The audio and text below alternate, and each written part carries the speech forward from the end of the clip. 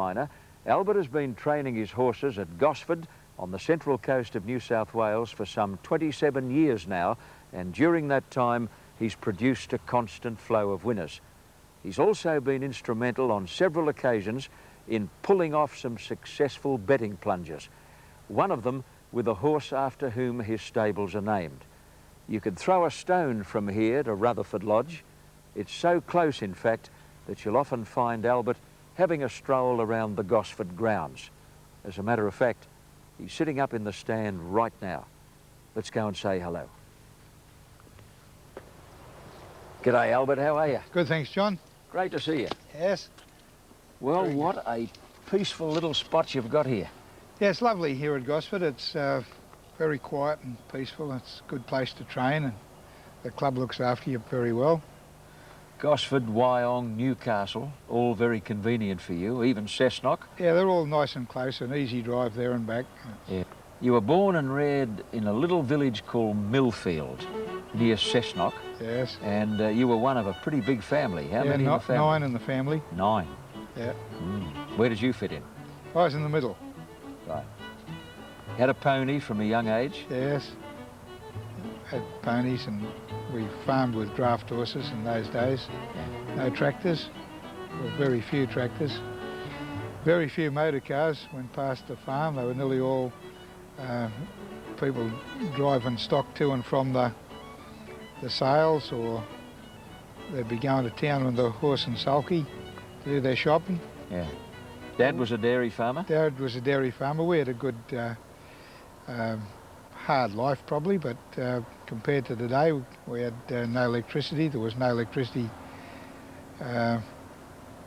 within 50 miles of where we lived.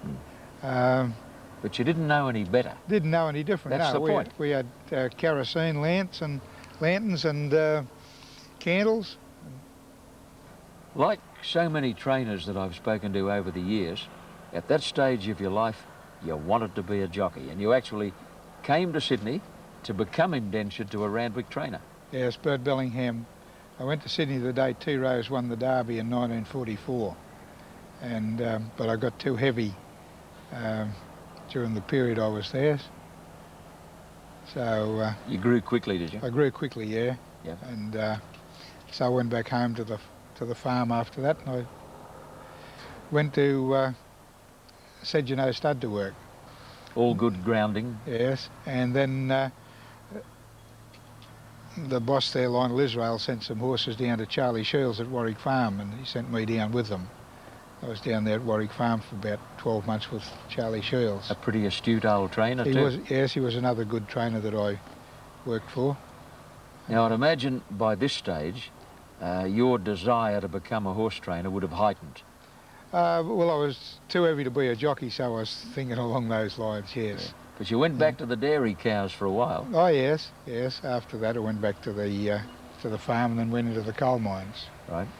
Now tell me about life in the coal mines. Oh, well, it's not very pleasant. I've been as far as 7 miles underground. Were you always conscious of, will I get out again this afternoon? Oh, no, after you've been there for a couple of weeks, you put that out of your mind. You just, you know, you just get on with doing what you've got to do, and you don't worry about that. There's no fear of anything happening to you. You just got that confidence about you that everything's going to be right. Yeah. So, but I worked there in the mines, and you were training a horse or two on a hobby basis? I had a couple of horses as a hobby, yeah. all the time I was in the mines. And then David Throsby, I had a horse of his at the time, and he decided that he'd build some stables at Gosford, and we came to Gosford in about 73. Now this is the man who really changed the course of your future, yes. David Throsby. That's right, yes. We built the stables across the road from here, and known as Rutherford Lodge, and he started his business off at Rutherford, just out of Maitland, little village there. I went to the sales and bought a horse called Rutherford, first lot of the K-Ree Stars, and we had quite a bit of success with him. Brought off a very good Plonk. plonk at Rose Hill in 74. Right, now I'm busting to hear the whole story. Now, he'd won a couple of races, had he, before this? Yes. Right, yeah. so, but he was obviously improving and getting better, Well, and you knew that he could win a Saturday race in town. well, he ran second here to a very smart mare from Tamworth, Golden Bonnie. Yeah. And she ran track record here. We ran second to her. That was only a 1,000-metre race. So we kept him 6 weeks, and during that period of time, Jack Thompson used to come up of a Sunday morning and ride him work. Sunday morning? I mean, that was unheard of. Well, Was that all designed to keep him out of sight? Well, partly to keep him out of sight and partly so as Jack could come and ride him. And we were able to get on the track on Sundays with no problem in those days. Yeah. And we had the track to ourselves, so it was more or less a private setup. Now, on the day at Rose Hill, what price did you get? They bet 330 to 1. Unbelievable. Much as that, yeah. Well, they don't bet those prices today. I mean, I don't know whether they've got those numbers on their boards even. Were you expecting those sort of odds? You've said he's run second to a good mare here called Golden Bonnie. No, we weren't expecting those odds, but in those days, the Sydney bookmakers didn't have much respect for the country trainers, really. And Tommy Smith had an odds-on pop in the race as well, which made the market much better. What was the fluctuation? Oh, he came in and started much shorter than the price. Can you remember his SP? His SP was returned at 50 to 1. Right. 330s into 50s. Yeah. What barrier did he draw? Barrier 13, and he had 13 saddlecloth. I wasn't worried about the hairdo. Oh, mate, you must have thought he had something on them. Barrier 13 and all. Yeah, well, we were pretty confident that he was going to be extremely hard to beat. Right. Now tell me about the race. He was back in the middle stages of the race. He was back quite a bit, and he come round the turn about 4 or 5 wide, but he dashed very quickly when they come near the furlong peg, and he ran about a length in front. Yeah. And he just managed to hold on and beat one of Jack Denham's horses. Tomo's style by that stage of his career wasn't as pretty as it had been in his golden days. No, he was still very effective, and he was very tall too, wasn't he? He was, yes. He was a very polished rider 20 years earlier. And naturally everybody gets a little bit stiffer in the joints and a little bit out of balance as they get older. Yeah. So you left Rose Hill that day. Very happy. Your pockets bulging with money and extremely satisfied. Yes, very happy. On a job well done. Did you celebrate that night or have a quiet night? No, we had a quiet night. We celebrated the next day. Has that been your best result ever? That's been the best result ever, yeah. No wonder you called the joint Rutherford Lodge. Yes.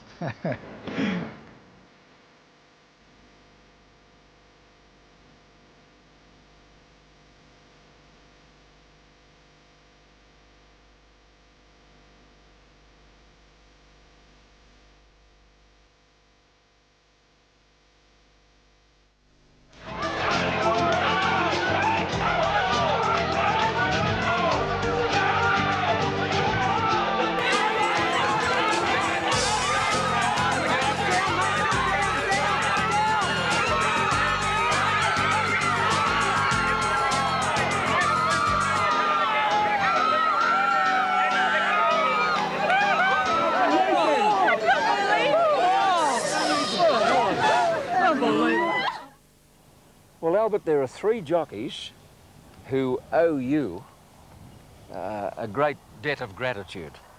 Sammy Howard, the late Sammy Howard, Neil Campton, Yes. and Jack Thompson, the late Jack Thompson, because you provided each with their last winning ride.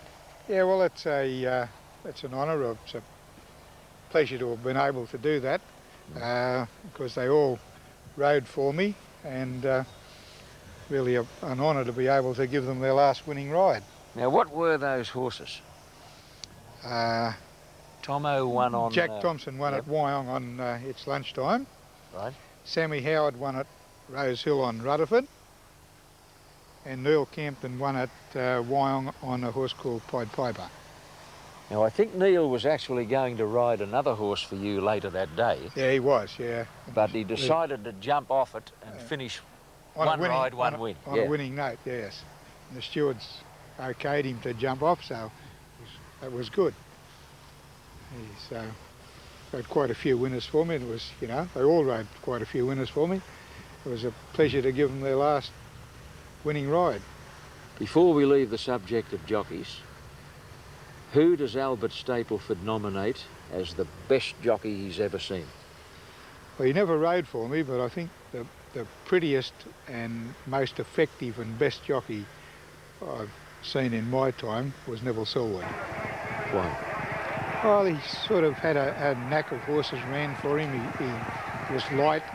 He rode a lot of big race winners, Epsom's Caulfield Cup on Tulloch, Melbourne Cup on Delta, derbies. I don't know what a lot of the races then were probably only listed races when he was riding, but they've been upgraded to group races now. I don't know the numbers that he rode, but he was a very good rider. Now, you've had a lot of handy horses, but the horse you regard to be the best you've yet trained was chronically unsound. A horse called Southern Sweep, yes. Yeah.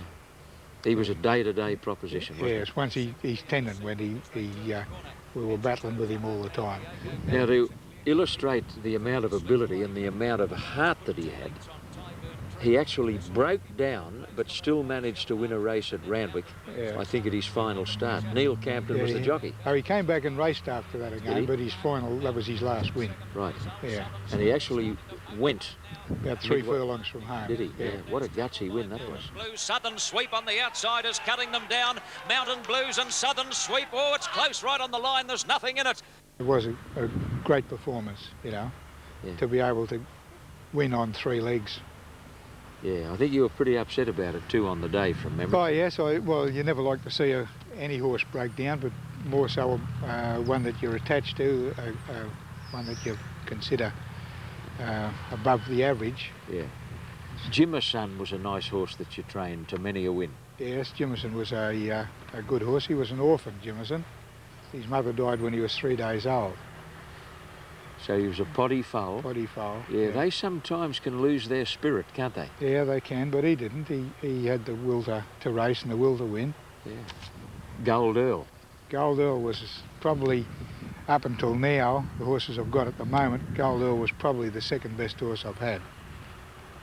He won at Rose Hill with the late Jimmy McIntyre on in a field of 24, and he missed the start. What about Prince Karen, another city winner? Prince Karen, he had a few trainers before I got him. I got him as a maiden, and he won a 1.5 mile race at Rose Hill, ridden by Billy Burnett, and race record in it. Magic Albert in front of Ha Ha, cut it out, Storm Zero, and then came Pelt, but Magic Albert had the best run in the race, and he's going to win the money. Magic Albert. What have you done with Magic Albert? How far will he go? I hope he goes to the top. You mean in distance or ability? In potential. You like the horse, don't you? Oh yeah, well I think he'll go through, he'll run in all the short distance races as a 3-year-old. Yeah. I think hopefully that he's very competitive in it. Grey Dawn was another very consistent horse. Lizzie Wiseback rode him, and he won the Darren Boodman Farewell Handicap at Rose Hill. Right. He's since made a return, but he's going to have 2 farewell, Darren. Yeah. She will. I hope the second one's a long way off yet. What do you think is the Albert Stapleford secret? I mean, you've proven time and time again you can set a horse for a goal and you can get him there on the day. How do you do it?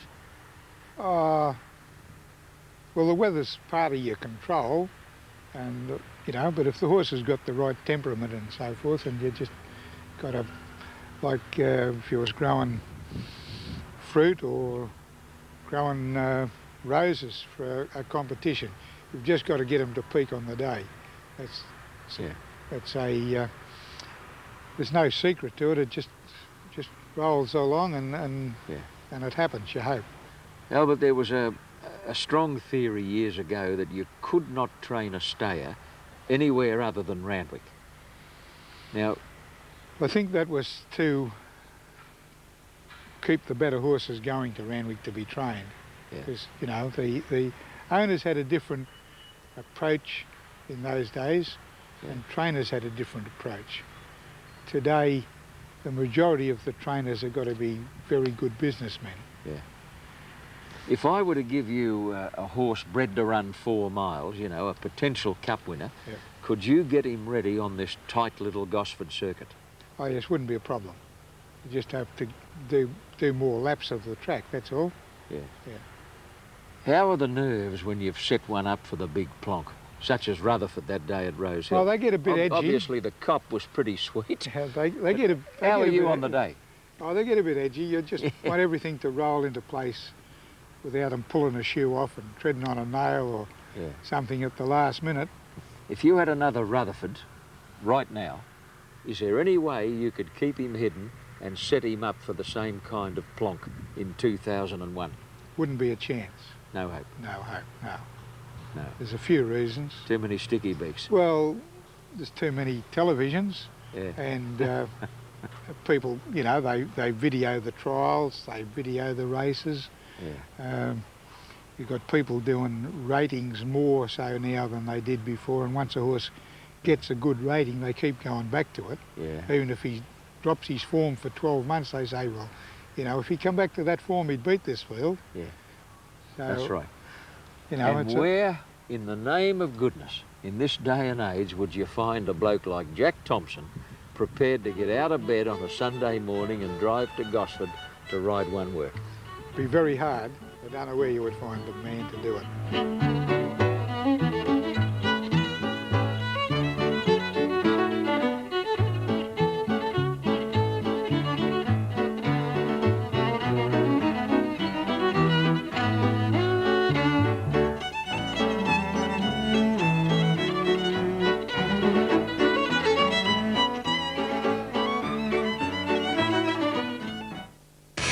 Punters, if you're serious about winning at the races, you can't afford to miss Inside Running.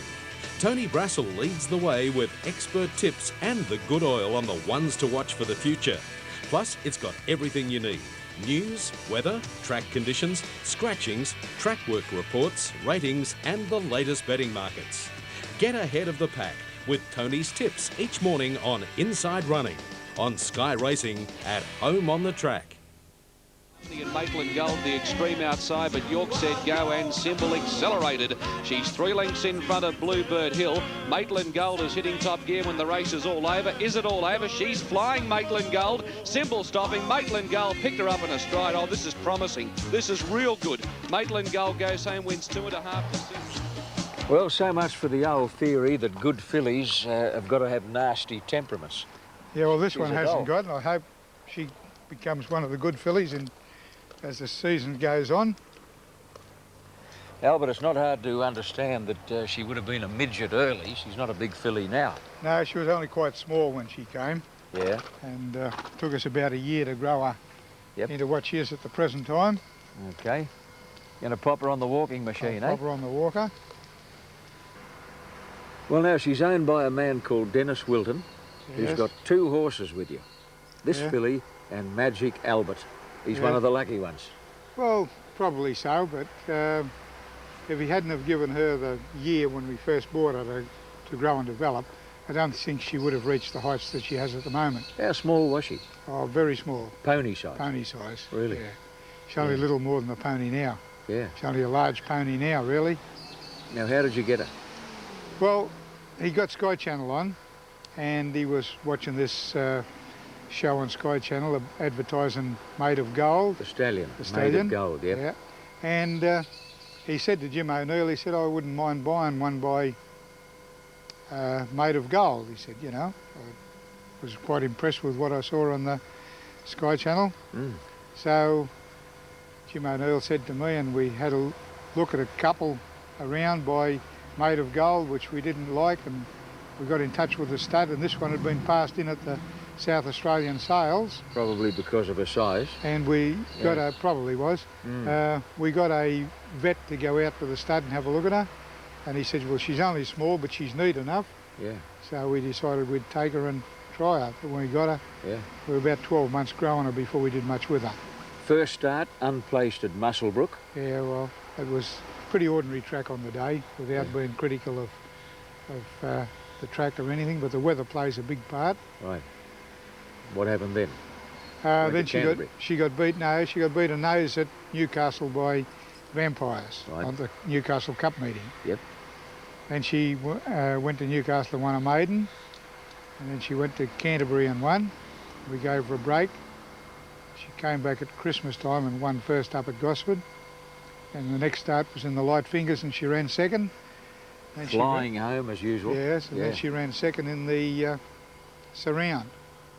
Now, she raced handier in the far lap thanks to a beautiful Chris Munt's ride than she's ever raced before. Were you worried that she was too close? No, I wasn't worried that she was too close because she got there so easy. She never off the bit in the early stages of the race, and it was a 10-plus ride. She claimed the lead, the Gosford filly, and scorched away with 100 to run. Maitland Gull well clear of Star Satire and Glen Rowan, and Maitland Gull, what a great ride. Maitland Gull won the far lap.